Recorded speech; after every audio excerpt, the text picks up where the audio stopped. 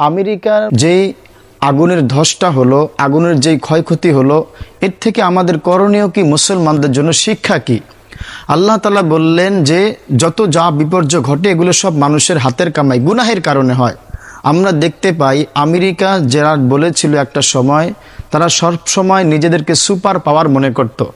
তারা এক সময় বলতো, এখনও তারা বলে, of the people, by the people, there is no god.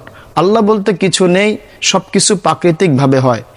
নিজেরা যে নিজেদেরকে এরকমভাবে সুপার পাওয়ার, শক্তিশালী হিসেবে সারা বিশ্বের কাছে তারা দাবি করত, কিন্তু আল্লাহ তাআলা দেখিয়ে দিলেন, দেখো সমস্ত শক্তির আধার একমাত্র আমি আল্লাহ।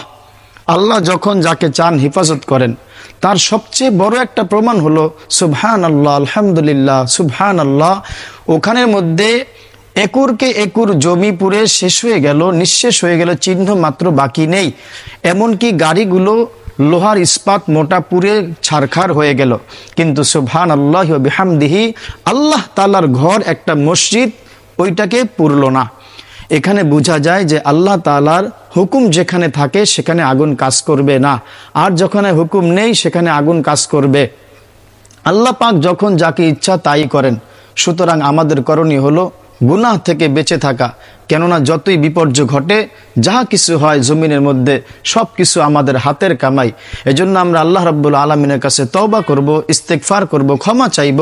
তাহলে আমাদের তওবা ইস্তেগফারের বিনিময়ে আল্লাহ আমাদেরকে ভালো রাখবেন, সুস্থ রাখবেন, হেফাজত করবেন। আশা করি আমরা সকলেই বুঝতে পারলাম যে আমাদের করণীয় কি। এই জন্য আমরা মুসলমানগণ আল্লাহ তাআলার কাছে সব সময় দোয়া করব এবং নিজেরা জিনা থেকে, গুনাহ থেকে বেঁচে থাকব। আল্লাহ আমাদের সবাইকে বোঝার এবং আমল করার তৌফিক দান করেন। আমিন।